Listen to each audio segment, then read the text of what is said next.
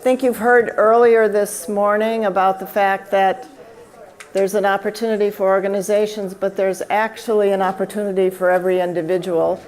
And this is an interactive part of the program where you get to talk about and work on yourself. It is not designed for lots of data and that kind of stuff because you are the expert on you. So, how do you think about yourself authentically? And we want you to consider 4 elements when you think about that. Something called ground, the values you come from, the experiences you have, the places and things that influence you. Once you've thought about that, we'd like you to talk authentically about the goals that make up you. Who are you becoming? What achievements actually reflect your values? Are you engaged in those achievements? And how does that picture really become a full representation of yourself, particularly in all the environments in which you operate? Then, of course, when you look about that and you're saying, oh, this is the goal, and that's where I come from, oh, that's right. I need a means for getting there. And the means are all those opportunities and experiences and people you know that help you do it. It's also the kinds of things that you have to be engaged in to assure that you can reach that goal. But then you think, oh, yes, that's right. Those are the means I'm going to use. But what happens if I don't actually measure those? Make methods that actually tell me if I've achieved it. And no, these are not P&G measurements. They are not 1.2 and 6.8 and all that kind of stuff. These are measurements of, am I actually authentically who I am in every engagement? How do I engage with someone else and be as authentic as I can be? How am I authentic in all my community endeavors? Who do I go to and want to be with in order to be the most authentic person I can be? And what benchmarks am I following that actually mean I can achieve this goal? Now, this kind of thing sounds extraordinarily boring, I know, unless you hear an experience of it. So we have Luann to tell you all about that. Thank you, Dorothy. So I had the honor and pleasure of taking this model and applying it to some of my experiences with the intent of sharing it with you so you can see a real live example and also possibly spark some ideas or thoughts in your own mind as you get to work. Subsequent to me presenting today, we're going to ask each of you to play with the model, do it for yourself, and to do some group activity, small, maybe pair up and have some discussions on this as well. First, let me say it is truly an honor for me to be standing here. I humbly present you my experiences in the hopes that it will help you think about some things and possibly think about some things differently in terms of your accomplishments, your goals, and how you're going to achieve that. It's about understanding and leveraging what we do well. And it's also a process. This is something that, once you complete today's exercise, it's not done. In fact, I propose you'll just be getting started, getting a feel for it, but it's something that you can use as you proceed through the rest of your life. And again, the objective is to authentically be who you are, no matter what you're engaged in. And often we struggle with this because our life is full of transitions. Every day, year, whatever, there's new things happening. We don't live in a controlled system, and we need to be able to think about that, stay grounded in our values, our principles, and make sure that we're always pointed towards what's really most important to us. My reaction to the process was, As I went through it, it's not a rational process. So for a lot of us, former P&Gers, that's a bit of a stretch sometimes. You really have to let go. The model encourages you to use pictures, words, short words, thoughts to think about how you, where you fit in each of these phases. And it's cyclic, so it's never ending. So I'll tell you my story. My personal background, I spent 32 years with P&G. I retired in 2010. I had a glorious career. I achieved more than I expected that I would achieve, which is a really neat way to sunset my career. But as I approached retirement, that's kind of the problem or the opportunity that I used when I was looking at this model is now that I'm into this new phase of life, and retirement's probably not the right word, it's definitely not. How do I keep what's been important to me, what's worked well for me in the past, how do I keep that strength and continue to blaze forward? So some of the values that are important for me are balance. I'm a P&G dual career. My husband still works for Procter. We had 3 children. I had aging parents, and my mom was very ill, probably over the last third of my career. And we also did an international assignment and I held several global roles.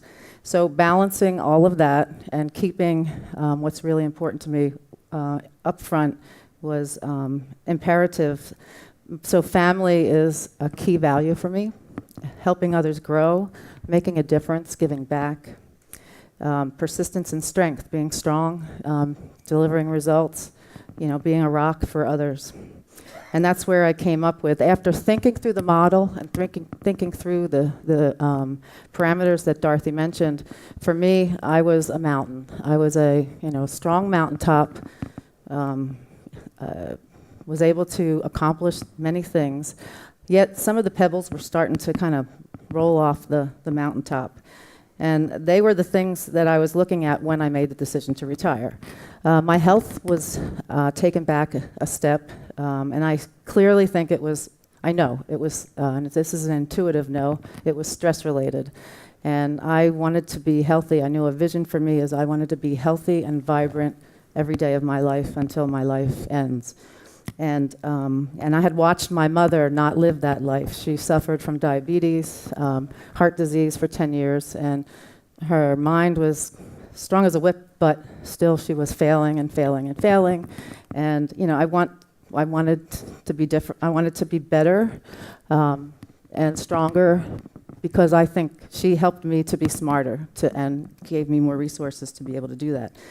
So very, very important that I could balance that. And also some of the other pebbles that were rolling off the mountain. My kids are getting older. I was approaching, my husband and I were approaching empty nesthood with them going off to college. I had 2 in college or working, and I had 1 just about to enter college. So I knew big change. I need to do some things differently.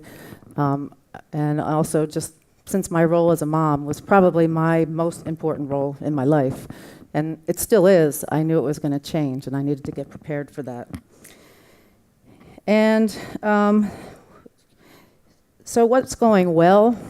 I think we talked a little bit about that, but with it, besides the pebbles falling down, I think the family was doing well. Kids were healthy. They were, getting good grades in school, getting good jobs. That all seemed to be going very well. My P&G career was fabulous. It's getting a little stressful, though, and that was contributing and it was more the balance of the stress and the pressures of being at the director level, as well, along with what was going on with my family. I knew I needed to do something differently, and hence why I said I'm going to retire and do something else. And also one thing that was going very well for me was being involved in fitness. And at the age of 50, I was listening to Ellen earlier. I didn't become a cover girl, but I became a jazzercise instructor. And I teach aerobics. I do it 5 or 6 times a week. keeps me healthy, lets me lead others, and lets me help people improve their health, and also is a sense of balance and interaction. So that was going very well, and definitely was something that I wanted to continue. So moving on, while being a mountain really worked well for me, and I think I needed and wanted to evolve, in this next phase of my life. So for me, less stress, continuing to have strong family relationships. One thing I learned is I really want and need to be my own boss for the rest of my life. I was able to work and perform well in the proctor system, but where I performed best was when I had the most autonomy and the least amount of strings attached to what I needed to accomplish. And finally, I really want to be more available to my family. It's a fun stage. My kids are my teachers now when it comes to technology, when it comes to just what is it like to be a 20-year-old or a 25-year-old in today's world? What's it like to be on the college campus? And I love people, so it's just helping me to keep in touch and learn more about the world. And there's a few things that I wanted to do as well. We have a family foundation. My husband's brother was a firefighter, and he was killed in the line of duty on 9/11 in New York City. And his family is our family. He's the oldest of 10 children. We formed a foundation in Michael's honor, which basically raises funds and awards scholarships to children of firefighters in New York City, as well as children of victims of 9/11. And we've offered millions of dollars so far in education. This past year alone, we offered 20 scholarships, and they were 4-year scholarships for $7,500 a year. We continue to get more and more corporate backing, and we continue to be successful. My husband and I are on the board now, and I am the head of the selection committee, which kind of takes my HR talents and skills and applies it, again, to continue to help others to grow and to contribute back to the world. So I want to do more in that area, and that's an area where one of my goal areas. So what are the means? And that's me leaping off a rock going into the water, and that's people that I love and that I work with that are kind of out there, catching me, helping me, opening up doors, etc. And that's the way I want to live the rest of my life. Basically, I want to leverage all the relationships I have. I want to build more relationships by networking, using tools like LinkedIn, Facebook, etc. So make sure I'm out there and connected, and make sure I'm adding value with every connection that I make, and maybe taking the pieces that fit with my values that are really important to me, and taking things forward. So what have been some of the means, the things that I've been doing in the last couple of years? Networking, number one, use it and doing it in a way that I like to do. I really do love the social networking platforms. I'm a bit introverted by nature, so it's just a way for me to get out there and connect with folks, and now to connect with folks all over the world. We did live over in London for 2 years. I've held global roles, so we have contacts and connections everywhere. I am on the board. I am heading the selection committee, and we're in the process of renewing where we go from here. Do we get bigger, or do we stay the same, or do we get smaller as a foundation? So very passionate about hopefully getting bigger, stronger, and having all the supporting systems in place to make that happen. I'm a big systems person, and I have a lot to offer to bring that to the system and to the family.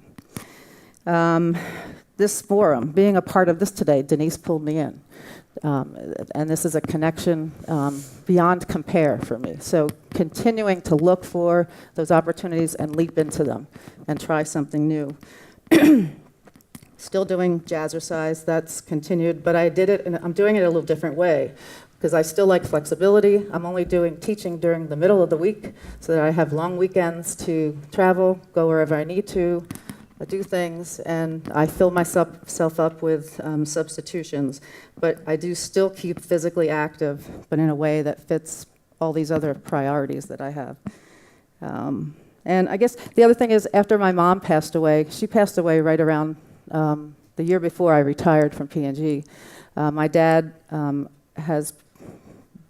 he was her primary caretaker, and now my husband and I, primarily me, we're taking care of my dad. And he spends about half of his time with us. He lives in New Jersey, so it's a 10-hour drive from Cincinnati, where we live. But eventually he's probably going to live with us, and we're getting things set up to make sure that we still have our life. I can still live true to my values, what's important to me, what our goals are, but also help my dad to have a graceful end of his life as well, and feel like he's still in control of his life and what he wants to do. And I've learned a lot about my dad in the last year. We could have a whole other discussion about that, but it's been really special time. And my vision of who my dad was versus who he is, it's changed a little bit. The other thing that I'm jumping into is executive coaching. I've tried on some various consulting roles, and they've all been great, but executive coaching is the best fit for me with my values, my skills, what I want to do, and helping others and the goals that I have in mind. So I'm having a lot of fun learning the business, learning the technology behind it, because I think I am a great coach from my P&G experience in product supply and human resources, but the technology behind it and being able to help others at various levels of companies, foundations, et cetera, that's where I'm taking myself. So, and all of this, it's about doing it in a way that's very congruent with my values and my style and how I like to get things done. So. And last but not least, maybe building on Alicia Keys, her theme, but what's the method for me, and this is the area of the model that I'm still playing with, but it's mostly my gut check right now, but am I on track? I think my stress levels and my how I'm feeling on a day-to-day basis are key indicators of whether I am operating on purpose and operating in line with my values, or if I'm not. And continuing to seek opportunities to learn, absorb, listen, help others grow, and just truly, live out my purpose of being a nurturing coach and leader in the world. So take the little flames and help them to spread as I go forward. So that completes how I've taken this model and applied it to me. Again, it's not done. I think I need to go back in and kind of hone in to what are the real clear, maybe top 4 or 5 things in the goal area, what are the top 4 or 5 values, and keep going around. But it's a process, it's a journey, and I'll just continue that. So what did I learn? Once I started to do the pictures, it became very, very relevant to me, and it just went step function, like 20 stories higher in terms of how the symbols are going to stay in my mind. And I can keep that in mind as I proceed through any transition that comes my way. And they come quite often. So it's about engaging. And it's a tool that you can use ongoing for the rest of your life. And it can become more, I think, part of your everyday thinking once you get the right symbols in place. You have to think about what are the symbols for each of those areas that best describe what you're about. So if your goals are whatever they are, what is the symbol or picture that best describes that? And as you do the exercise today, I had the pleasure of using clip art, but you can think of what's the simple picture that drives that, and then you can go back if you want to get a fancier picture or whatever you need to do. So we're going to ask each of you to play with this as a follow-up, and Denise is going to come up in a second and describe the exercise. Do you want to? Yes, and talk about the next steps. Thank you very much. Good job. Thank you for sharing, Luann. Personal. You're going to have time now for approximately 15 minutes to be still with yourself and go internally and do some reflection and creation on where you are on these 4 pieces. Can we put up the model? It's not going to be done. You know, these are exercises that should take 2 to 4 hours. But what we want to give you is kind of a methodology in this space where there's wonderful energy and some very new and different and old ideas that are at the top of your heart, that you can bring that into your refreshing of your grounding, your values, your methods, and your means, okay? So you're going to take about 15 minutes, and I'm going to come back up here and bug you and say you have about 2 or 3 more minutes to complete the work for this point in time. So we would like you to start with the grounding. And as Luann and Dorothy said, do a few of the words, but then push yourself into create pictures, the visual. There's a lot more additional power when we can visualize in pictures, okay, and it will stay with us longer. So start with a grounding piece. You know, close your eyes, go get some space, sit, you know, whatever works best for you to bring out that creative juice in the inner self. And start to look at on the grounding piece first and come up with a visual. And then you're going to go to goals, okay?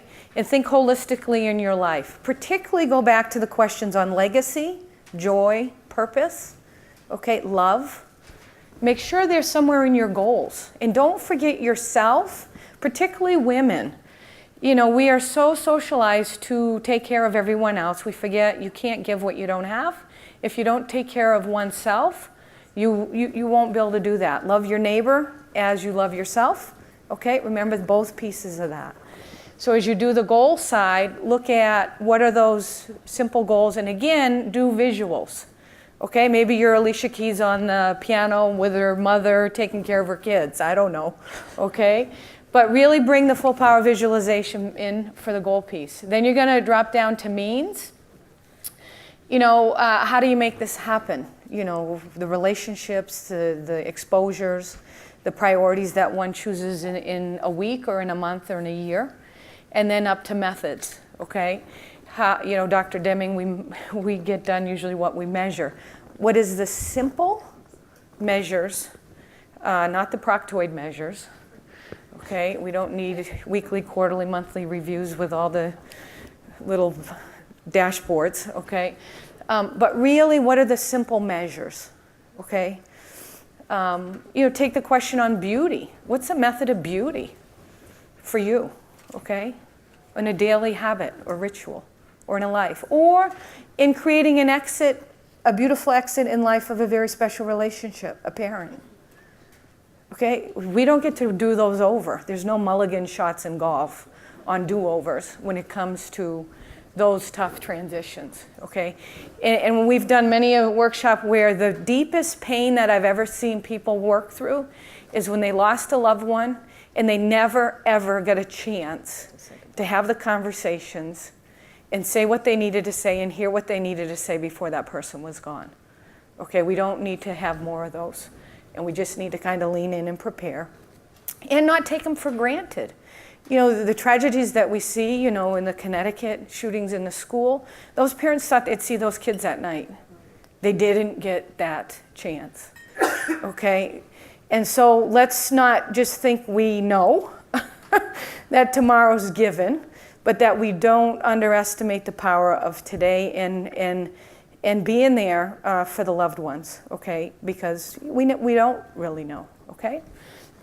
So you're going to have 15 minutes to start through that, and then I'm going to have you work in pairs. So you're going to pair up with a person, and you're going to share what you want to share, and listen and thank the person for what they shared. You're not there to coach or mentor them. You're there to be with them, okay, and bring good energy and to hear their story, all right? So any questions at all?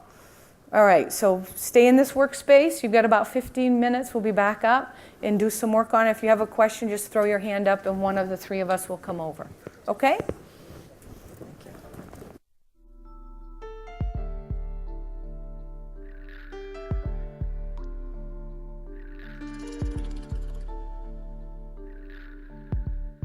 Especially when some of you are in a reflective space, it's hard to shift out. Others are extrovert processors, my group back here. All work. But I do want to give a short testimony. you know, think of how much time and energy you put in on a brand or managing a result area, and do you give yourself even a quarter of that, okay? And we build amazing results by using those methodologies. And the same rigor is important in life, to use some of those, not necessarily that many. But I can remember when I read John Pepper's book, I was struck by how he, at a very early age, journaled. Okay, he journaled, often and always, and reflected on what was he trying to create and how was he doing on process to do that.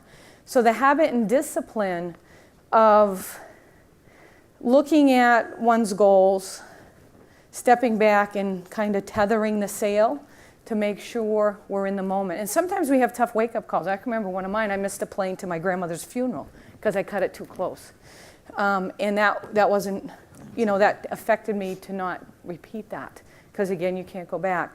But the process of taking time to prioritize you, your life, your goals, your purpose, the methods, etc., will make a difference in the capacity of joy and love you experience, the fulfillment of your life, and, oh, by the way, the impact you have on others in the world. Okay, so these kind of methodologies and habits are important. I used to, and I pretty much still do since I was 21, every New Year's, do my goals, okay, and check on those. And when I read Mr. Pepper's book, I was fascinated by the qualitative side that he'd put in addition to the measures and then the visuals. So really the methodology encouraged you, because as we went to this morning and back, you are sitting in privileged seats. Privileged seats. You know, you represent the top 1% of about everything you can count. Wealth, education, access. Okay, with that, you know, comes more than taking up the chair. We see the numbers on poverty, the loss of middle class, go down the list. Illiteracy rate, 67% of women. And then you know the results of that, being beaten to death in squares around town. You know, so, yep, serious, you bet. Okay, we can come up for air, prepare, but then go back out and do the work that we're called to do. Okay? So I'm going to ask you, please, to share what you're willing to share with a partner. And just share a bit of the essence of who you are. And when the person's done, just thank them for that sharing that they gave you, okay?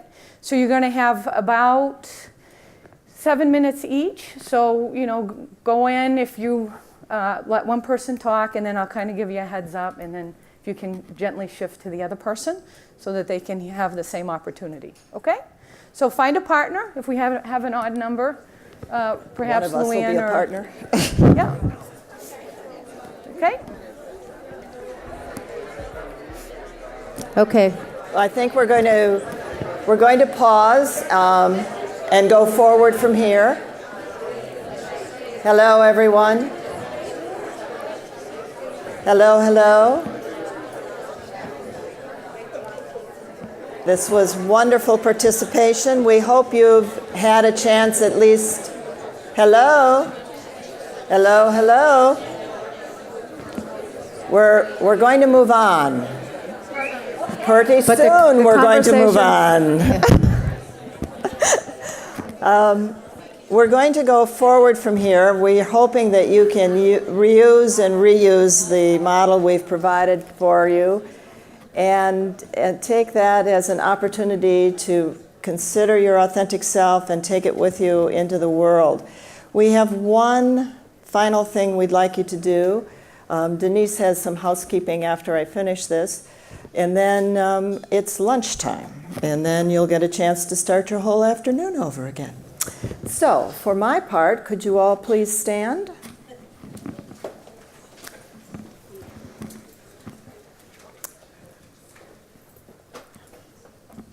I'd like you to close your eyes. And for the next 10 seconds, think of someone you care about and wish them joy and happiness.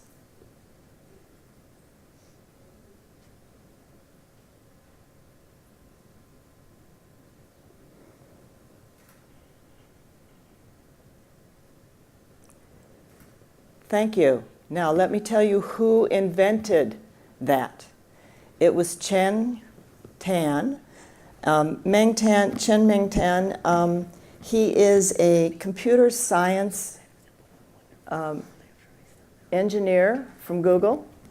He did engineering work for Google for many years. However, he is now responsible for creating open minds in Google and for world peace. That is, in fact, his job description. So wouldn't you like to work for Google? It's interesting, he also told me in conversation that if you do that exercise every day, you change. And he has evidence, not only anecdotal, but other kinds of evidence on it. And he said if you do that exercise every day and you don't think of someone you care about, but you think of someone who is in your workforce or in your milieu, you will change even more. So, with that. So thank you. It's funny because when people used to present to me new ideas, I'd have to believe it before I tried it. And then I chilled out in life and said, just try it on. And if it works, use it. Okay? So you've had the opportunity from last night to today to be exposed to perhaps some new things. So try it on. If it works, use it and continue to do good practices. Just want to kind of reflect back. You came in last evening. We had a chance to hear from Francie and myself on the status of women in the world. I do recommend highly you get the tough read book of Women Half the Sky. It's a tough read, but again, we're in privileged chairs and the world is a wonderful opportunity with still a lot of important work to do. Tim loves energy. I really appreciate, we can look at a glass half empty or half full. Usually we go further when we do the half full and remember to drink and keep going. So, again, we're grounded in how do we make progress for women worldwide so that it, yes, benefits the entire world, our men as well. So joy and legacy. This morning, wonderful Kristen and Vig on the power of a woman's touch and commitment, how to bring beauty, create space so that you can every once in a while refresh, dream differently, and get the energy necessary. And then power of communicating, and then a chance the power of you. You are influential. You make a difference in a lot of people's lives. If you weren't here, there would be people who would be hurting, okay? Hurting at deep levels, and people who would not benefit from your life. Okay, so remember that as you humbly walk through, leave a smile, open a door, and make a huge difference. So you have dinner across the way where we had breakfast or lunch. We have lunch across the way, and then we're back here at 12:30 sharp to start the big conference. 1:30. Thank you, Jose. So 1:30 sharp, and if you picked up a product bag, those are for the main conference, okay? So either don't pick one up or put it back, okay? And then pick it up again. It's your call. But I really want to thank you for prioritizing helping to create change for women worldwide. So continued blessings and make a big difference. Thank you very much.